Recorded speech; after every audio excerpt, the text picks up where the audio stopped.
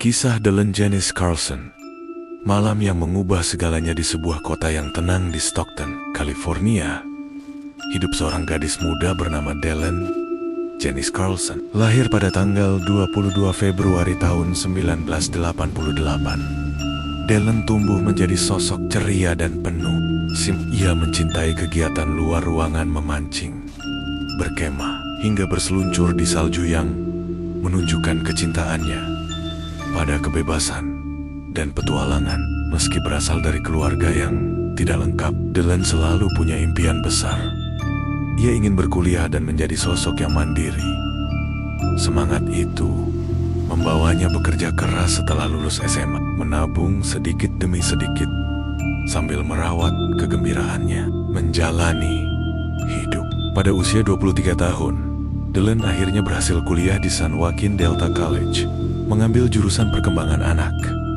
Di kampus, ia dikenal ramah, supel, dan mudah bergaul. Namun urusan percintaan tidak semulus harapannya. Berganti pasangan menjadi cerita yang cukup sering dialami. Kehidupan baru bersama keluarga untuk mendukung studinya. Dylan tinggal bersama bibinya, Margaret Ezarken, dan sepupunya, Beth Grove.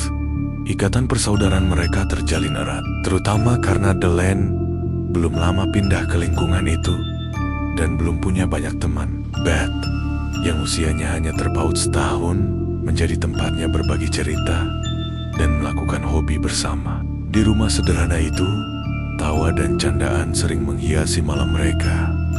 Malam yang tak terlupakan, tanggal 6 Agustus tahun 2011, Dylan menyiapkan diri untuk pergi ke Vanagar Bar and Grill bersama teman barunya. Ia ingin bersenang-senang sekaligus melepas penat setelah sibuk kuliah.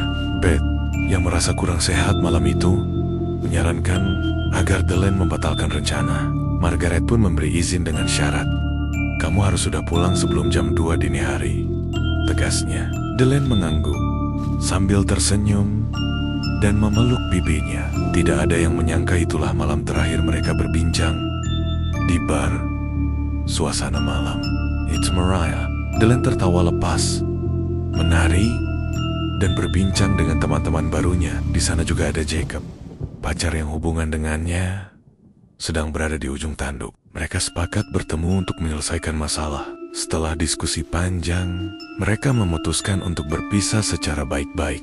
Jacob meninggalkan bar sekitar tengah malam, sedangkan Dylan kembali bergabung dengan teman-temannya. Hidup harus terus berjalan, pikirnya. Ketika waktu tak lagi bersahabat, jam terus berdetak. Pukul 1 dini hari, suasana bar mulai sepi. Pukul 2 dini hari, Margaret mulai gelisah. Telepon demi telepon, ia hubungi Dylan, namun tak ada jawaban. Rasa cemas berubah menjadi kepanikan ketika ponsel Dylan sudah tidak aktif keesokan paginya. Dengan hati yang berdebar, Margaret melapor ke kantor polisi. Dalam hati, ia berdoa, semoga ini hanya salah paham. Benang merah misteri. Penyelidikan dimulai dari tempat terakhir Dylan terlihat.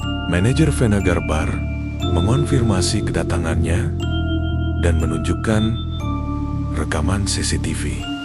Dalam rekaman, tampak Dylan berbicara dengan seorang pria berusia 25 tahun bernama Jason Gill yang merangkul pinggangnya. Rekaman tersebut tidak memperlihatkan Dylan meninggalkan bar, sehingga Jason menjadi orang pertama yang dicurigai. Saat polisi mendatangi kediaman Jason, ia awalnya bersikap kooperatif, namun menyimpan banyak kebohongan. Ia mengatakan menawarkan tumpangan kepada Dylan, namun membatalkannya karena harus pulang menemui neneknya. Alibi ini diruntuhkan ketika ditemukan rekaman CCTV lain yang menunjukkan Jason dan Dylan membeli alkohol bersama sekitar jam 1:30. Keterangan Jason tidak cocok dengan bukti, membuat polisi semakin curiga. Setelah didesak, Jason mengakui bahwa ia membawa Dylan ke rumahnya dan mereka berhubungan intim. Tiba-tiba, istrinya datang dan memergoki mereka. Dalam kemarahan, istrinya mengusir Dylan. Jason bersikukuh bahwa ia menurunkan Dylan di pinggir jalan dan tidak tahu terjadi selanjutnya. Kebohongan demi kebohongan membuat kasus ini kian rumit. Tanpa bukti langsung, polisi belum bisa menahannya. Pencarian terus dilakukan, bahkan hingga ke sungai Calavras, tempat yang terkenal dengan legenda kelam sebagai lokasi pembuangan mayat. Namun, hasilnya nihil. Penemuan menggemparkan.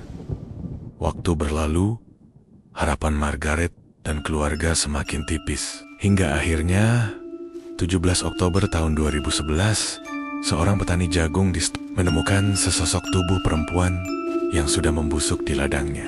Kedua tangan jenazah itu terikat di belakang kepalanya. Hasil otopsi mengungkapkan bahwa itu adalah tubuh Dylan dengan penyebab kematian 5 tembakan di kepala. Pencarian resmi berakhir, namun jawaban atas misteri baru dimulai. Kabar itu mengguncang penduduk Stockton. Tangisan dan kesedihan menyelimuti rumah keluarga Dylan. Margaret jatuh terduduk, merasakan luka paling dalam sebagai seorang ibu pengganti. Sementara polisi kembali mengarahkan fokus pada Jason. Bukti fisik memang minim, tapi sebuah pesan singkat dari ponsel Dylan yang dikirim kepada Jacob dan temannya menjadi bukti kuat. Pesan itu berbunyi bahwa ia pergi bersama Jason sebelum meninggal. Ini mengonfirmasi keterlibatan Jason di menit-menit terakhir keadilan dan pesan harapan. Setelah persidangan yang panjang dan melelahkan, hakim akhirnya menyatakan Jason Gill bersalah atas pembunuhan Dylan Janice Carlson. Ia dijatuhi hukuman penjara seumur hidup tanpa pembebasan bersyarat. Meskipun keadilan sempat terasa jauh, putusan ini menjadi kelegaan bagi keluarga Dylan. Mereka tahu bahwa pelaku akan mempertanggungjawabkan perbuatannya. Kisah Dylan menjadi kisah tragis yang menggema di kalangan masyarakat Stockton. Ini pengingat bahwa seseorang yang terlihat ramah belum tentu jujur. Kesalahan kecil seperti kebohongan yang berulang bisa memicu tragedi besar. Dylan adalah simbol dari bagaimana hidup seorang gadis penuh impian bisa direnggut oleh pengkhianatan. Sebagai penutup, kisah ini mengajarkan kita untuk lebih berhati-hati, memperhatikan intuisi, dan menghargai orang-orang yang mencintai kita. Semoga Dylan Janice Carlson beristirahat dengan tenang, dan kisahnya menjadi pelajaran berharga bagi banyak orang.